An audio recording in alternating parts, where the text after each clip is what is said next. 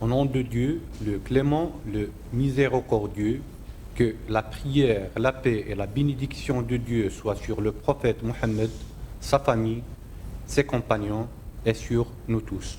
Alors je vous souhaite à nouveau la bienvenue dans le cadre de cette troisième séance relative au cours du droit marocain de la famille. Et dans le cadre de cette séance, on va aborder une section très importante qui est relative à la fois au mariage et aux fiançailles, à savoir les conditions de validité de ces dernières. À bien noter que ces conditions peuvent et parfois le sont communes, que ce soit au mariage ainsi que aux fiançailles. Cette dernière qui est incluse dans le chapitre 1er du titre 1 de la première partie de notre cours relative au lien conjugal. Ce lien qui est réglementé par le droit marocain sous la dénomination de mariage et qui est à son tour défini par l'article 4 du Code de la famille comme un pacte fondé sur le consentement mutuel en vue d'établir une union légale et durable entre un homme et une femme. Il a pour but la vie dans la fidélité réciproque, la pureté et la fondation d'une famille stable sous la direction des deux époux, conformément aux dispositions du Code de la famille. Donc, étant un contrat comme le définit le Code, nous allons traiter dans un premier titre la conclusion du mariage et pour expliquer dans un second titre les différentes modalités de sa dissolution, c'est-à-dire le divorce. Alors, à titre de rappel, le titre premier de cette première partie est divisé en deux sous-parties, à savoir les conditions de validité du mariage et les fiançailles qui nous intéressent dans cette séance. Alors, pour les fiançailles, qui est traité dans le cadre du chapitre 1, ces fiançailles sont régies par les articles 5 à 9 du Code de la famille et elles sont définies par l'article 5 comme une promesse mutuelle de mariage entre un homme et une femme. Elle se réalise lorsque les deux parties expriment par tout moyen communément admis leur promesse mutuelle de contracter le mariage.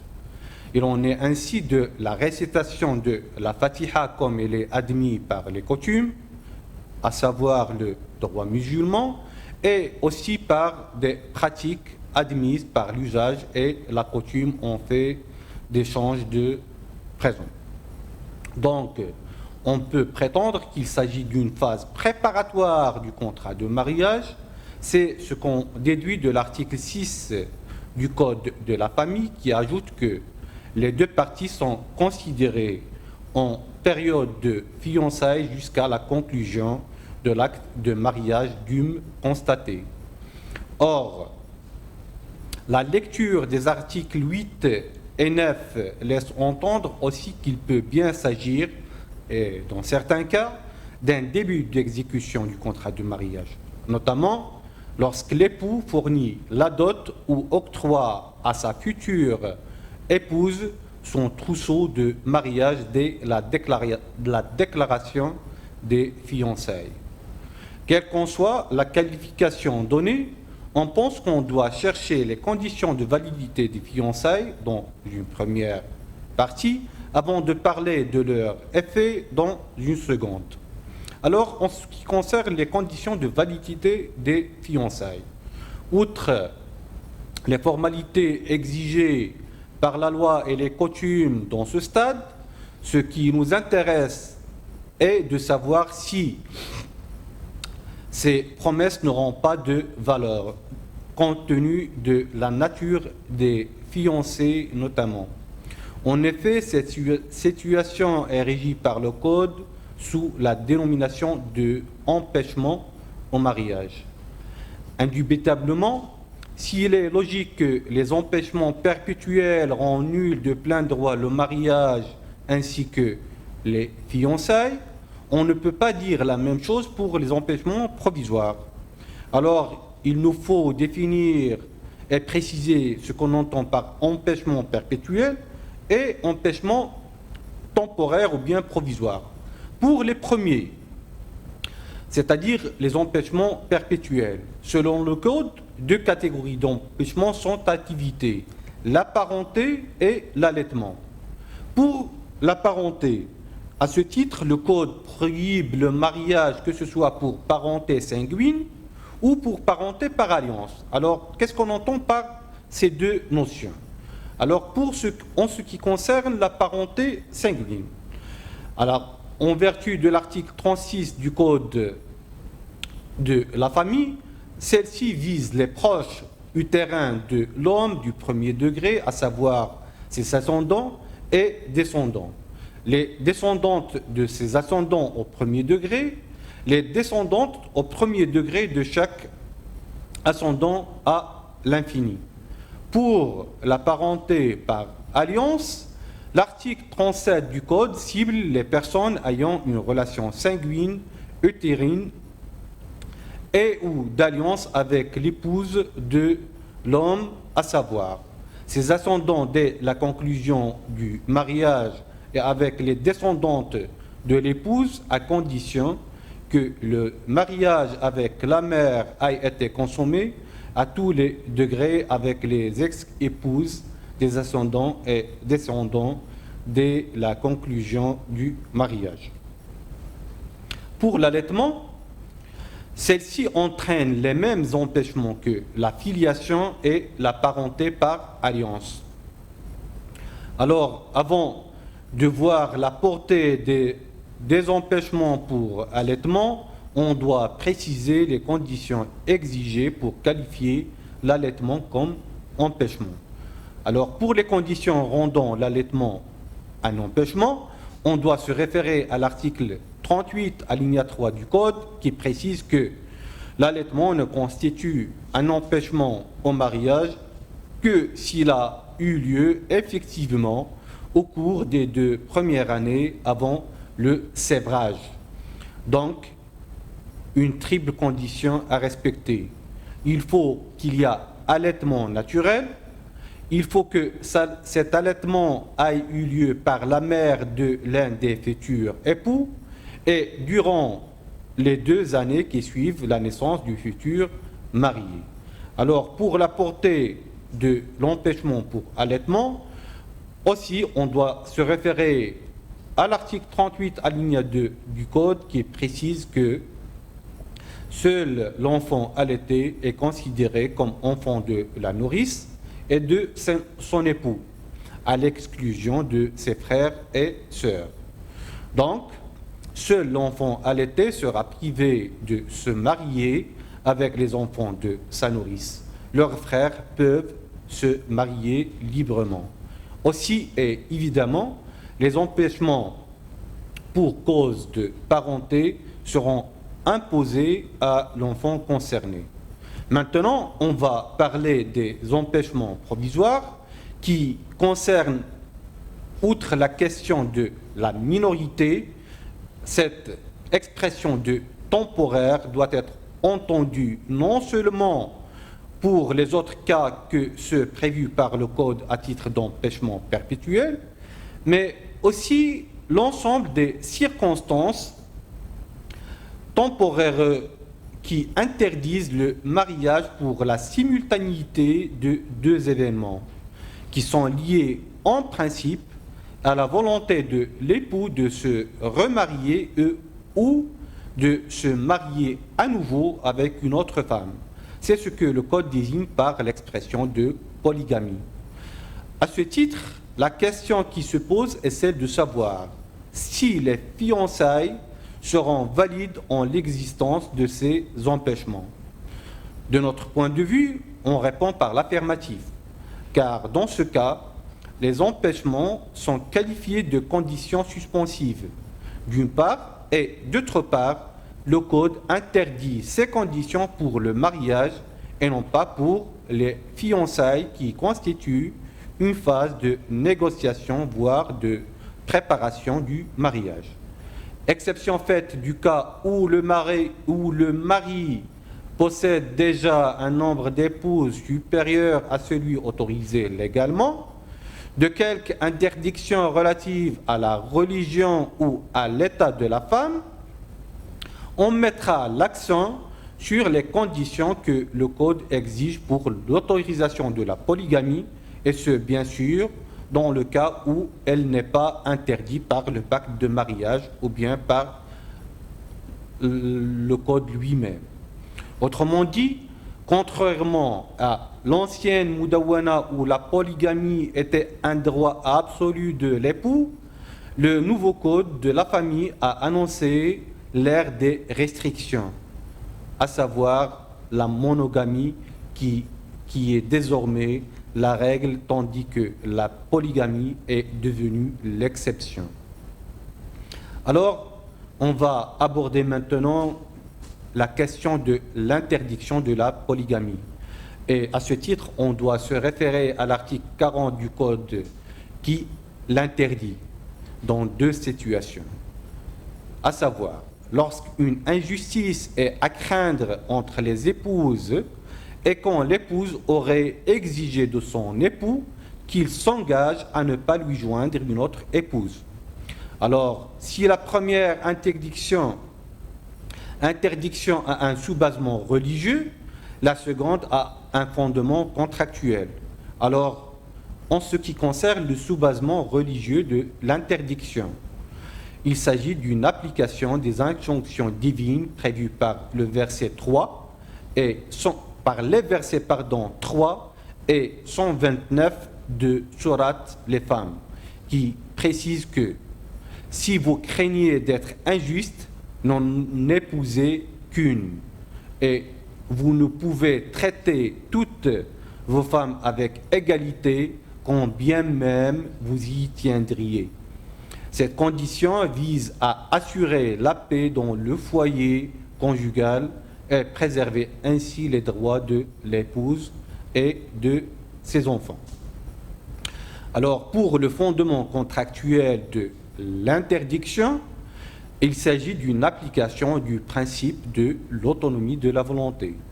Désormais, l'épouse dispose, en vertu du contrat du mariage, qui est la loi des parties, du droit d'imposer à son époux que leur union soit de nature monogamique à travers une clause de monogamie. Et de ce fait, tant que le mariage n'est pas dissous, la voie de la polygamie est fermée. En d'autres termes, l'époux ne peut adjoindre à son épouse une autre qu'après leur divorce ou si la femme renonce à son droit de monogamie. Cependant, la volonté des parties ne suffit pas pour permettre la polygamie. Il faut encore que le juge l'autorise. Alors, comment obtenir cette autorisation? Celle-ci ne peut être accordée par le juge que selon une procédure judiciaire où le dernier mot appartient au juge. En effet, ce dernier est tenu non seulement d'apprécier la finalité de la demande de polygamie, mais aussi de veiller au respect des droits de la première épouse. Alors, comment le contrôle judiciaire s'opère dans ce cas? À le souligner dès le début, actuellement, il est difficile de dissimuler son état de marié. Et ce, pour une double raison.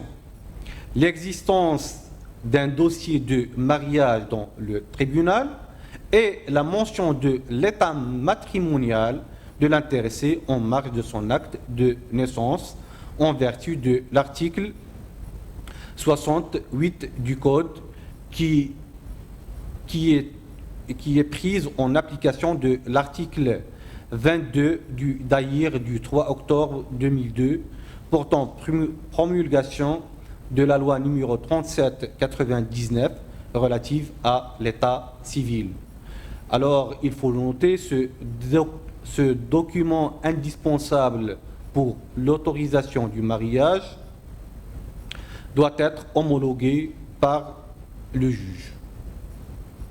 Ainsi, ces deux mesures visent à répondre à un besoin lentement ressenti, à savoir celui de faciliter le contrôle de l'état matrimonial des personnes afin d'éviter toute fraude aux règles du mariage.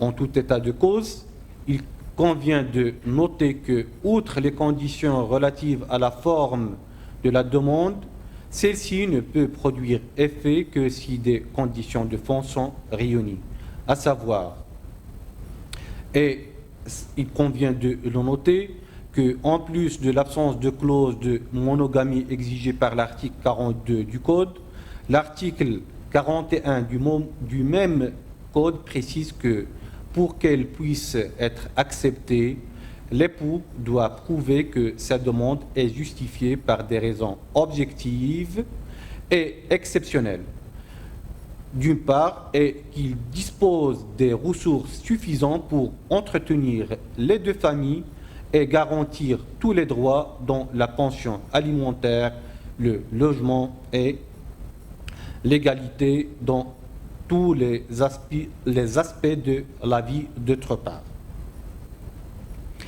Toutefois, cette demande se limite-t-elle à deux épouses ou s'étend-elle à d'autres épouses?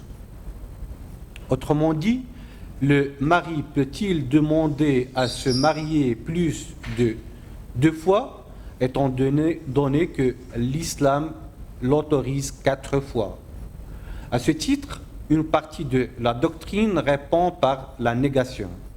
En conséquence, si polygamie il y a, elle se limite à 2 épouses, car l'époux qui obtient exceptionnellement l'autorisation d'épouser une deuxième femme aura du mal à trouver d'autres justifications objectives et exceptionnelles pour pouvoir convoler en noces une 3e et 4e fois de suite.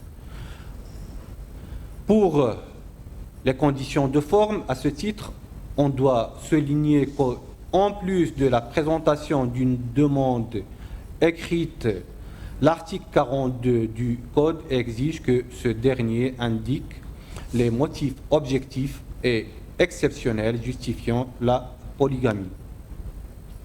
Aussi, il doit être assorti d'une déclaration sur la situation matérielle du demandeur. Maintenant, pour les droits de la femme résultant de la demande de polygamie, on doit dire que si le droit à l'information est garanti aussi bien à la future épouse qu'à la première femme, le nouveau code a doté cette dernière d'autres droits. Alors, pour le droit de l'information, qui est garanti sans doute non seulement grâce à la convocation de l'épouse par le tribunal, mais aussi par une audience contradictoire avec son époux en chambre de conseil. Alors, comment se perd cette convocation? À ce titre, l'article 45 du Code exige au tribunal de convoquer aux fins de comparution l'épouse à laquelle le mari envisage d'adjoindre une co-épouse. Celle-ci est convoquée personnellement. Il n'est plus question de remettre la convocation à quelqu'un d'autre. Toutefois, une distinction est à faire entre le cas où elle refuse de se présenter et celle où le tribunal n'a pas pu la convoquer. Alors, pour le refus de comparution, ce cas résulte soit de son absence à l'audience ou de son refus de recevoir la convocation. Dans ce cas, c'est-à-dire ce dernier cas, le tribunal doit lui adresser une deuxième convocation pour l'aviser que si elle n'assiste pas à l'audience dont la date est fixée dans la mise en demeure, il sera statué sur la demande de l'époux en son absence. Pour le cas de l'impossibilité de convocation, cette situation est envisagée lorsque le ministre public conclut à l'impossibilité de trouver un domicile ou un lieu de résidence où la convocation peut lui être remise. Alors, il faut le noter qu'il existe dans ce cas des sanctions pénales, notamment en cas de lésion par l'époux par production au tribunal d'une fausse adresse ou falsification du nom de l'épouse afin d'empêcher l'information de l'épouse, c'est-à-dire la première épouse, et celle-ci, dans ce cas, peut demander l'application à l'encontre de son époux des peines prévues à l'article 361 du Code pénal. Maintenant, il convient de préciser comment se déroule cette audience qui doit être sans doute contradictoire entre les deux époux. À ce titre, l'article 44 du Code précise que les débats se déroulent en chambre du Conseil en présence des deux parties. Celles-ci sont entendues afin de tenter de trouver un arrangement, et ce, après investigation des faits et présentation des renseignements requis. Par la suite, si le tribunal constate que les motifs invoqués revêtent effectivement un caractère objectif et exceptionnel et que toutes les conditions légales attachées à la demande sont remplies, il peut, par décision motivée non susceptible de recours, autoriser la polygamie tout en faisant état des mesures à prendre en faveur de la première épouse et des enfants issus de son mariage avec le mari en question. Pour les autres droits de la première femme, si cette dernière refuse la polygamie, elle peut non seulement demander à son époux de renoncer à sa demande, mais aussi de demander le divorce si celui-ci refuse. Toutefois, une nuance est constatée aux conséquences financières de la décision de la femme. En effet, l'article 45 du Code est apprécié comme une arme à double tranchant, tantôt en faveur de la femme demandant le divorce, tantôt à son encontre, et ce, au cas où elle ne le demande pas, tout en refusant la polygamie. Alors, pour l'impact en cas de demande de divorce, selon l'alinéa 1 de l'article 45 du Code, lorsqu'il est établi au cours des débats l'impossibilité de la poursuite de la relation conjugale et que l'épouse dont le mari envisage de lui adjoindre une épouse persiste à demander le divorce, le tribunal fixe un montant correspondant à tous les droits de l'épouse et de leur enfant que l'époux a l'obligation d'entretenir. Ainsi, l'époux doit consigner la somme fixée dans un délai n'excédant pas 7 jours, faute de quoi l'époux sera considéré comme désistant. Dans le cas où il consigne la somme dans le délai prévu, le tribunal prononce le divorce par jugement non susceptible de recours dans sa partie mettant fin à la relation conjugale. Pour l'impact en cas de non-demande de divorce, et ce cas est envisagé lorsque l'époux persiste à demander l'autorisation de prendre une autre épouse et que la première femme ne donne pas son accord, sans pour autant demander le divorce. À ce titre, le tribunal applique d'office la procédure de discorde, c'est-à-dire le shikak en arabe, prévu aux articles 94 et à 97 du Code de la famille. De ce qui précède, la question qui nous s'impose est celle de savoir si les fiançailles sont des simples promesses au sens de l'article 14 du DOC ou si elles peuvent produire des effets. La réponse à cette question sera donnée dans le cadre de la deuxième partie de cette première séance. Et merci de votre attention. Alors, en continuation de la séquence première, on va essayer dans ce cadre de répondre à la question posée précédemment, à savoir de savoir si les fiançailles peuvent produire effet ou non en vertu de l'article 14 du DOC. Alors, certes, si cette phase a pour finalité principale la préparation de la conclusion du mariage, l'intérêt juridique de celle-ci s'apprécie en cas de rupture de ce lien.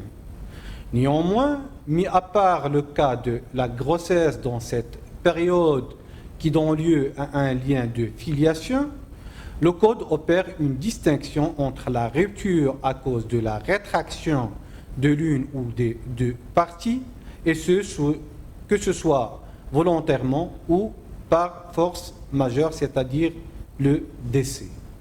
Maintenant, pour la question de la rétraction, c'est-à-dire la rupture volontaire des fiançailles peut donner lieu, en plus de la restitution des biens apportés par l'un des fiancés ou des deux à la fois, à un dédommagement en cas de faute de l'une des parties.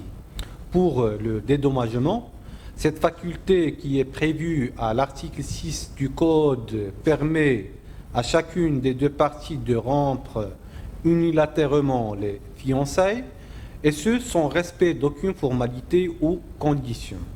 Aussi, l'article 7 ajoute que ce fait ne peut donner lieu à un dédommagement, sauf si l'autre partie subit un préjudice à cause d'un acte fautif de l'autre partie. Pour la restitution des biens, on peut dire qu'en vertu de l'article 8 du Code, chacun des deux fiancés peut demander la restitution des présents offerts, à moins que la rupture des fiançailles ne lui soit imputable. De même, l'article 9 ajoute que lorsque le sadaq, c'est-à-dire la dot, a été acquitté en totalité ou en partie par le fiancé et qu'il y a eu rupture des fiançailles ou décès de l'un des fiancés, le fiancé ou ses héritiers peuvent demander la restitution des biens remis ou, à défaut, leur équivalent ou leur valeur au jour de leur remise. En cas de refus par la fiancée de restituer en numéraire la valeur du sadaq ayant servi à l'acquisition du jihaz, c'est-à-dire le trousseau de mariage et l'ameublement, il incombe à la partie responsable de la rupture de supporter, le cas échéant, la perte découlant de la dépréciation éventuelle du jihaz depuis son acquisition. Pour la question de la filiation, il faut noter que dans le but de protéger le droit de l'enfant à la reconnaissance de sa paternité au cas où le mariage ne serait pas formalisé par un acte pour des raisons de force majeure, les fiançailles produisent désormais les mêmes effets que le mariage. Ainsi, en vertu de l'article 156 du Code, l'enfant conçu pendant la période des fiançailles est rattaché au fiancé en tant qu'enfant légitime si certaines conditions sont réunies. À ce titre, l'article 156 du Code prévoit que si les fiançailles ont eu lieu et qu'il y a eu consentement mutuel, mais que des circonstances impérieuses ont empêché de dresser l'acte de mariage et que des signes de grossesse apparaissent chez la fiancée, cette grossesse est imputée au fiancé pour rapport sexuel par erreur si les conditions suivantes sont réunis. D'abord, les fiançailles ont été connues des deux familles et approuvées, le cas échéant, par le tuteur matrimonial de la fiancée. Ensuite, qu'il s'avère que la fiancée est tombée enceinte durant les fiançailles. Et enfin, que les deux fiancés ont reconnu que la grossesse est de leur fait. Ces conditions sont établies par décision judiciaire non susceptible de recours. Si le fiancé nie que la grossesse est de son fait, il peut être fait recours à tout moyen légal de preuve pour établir la filiation paternelle. Mais la question qui se pose est celle de savoir si les deux parties seront tenues de se marier.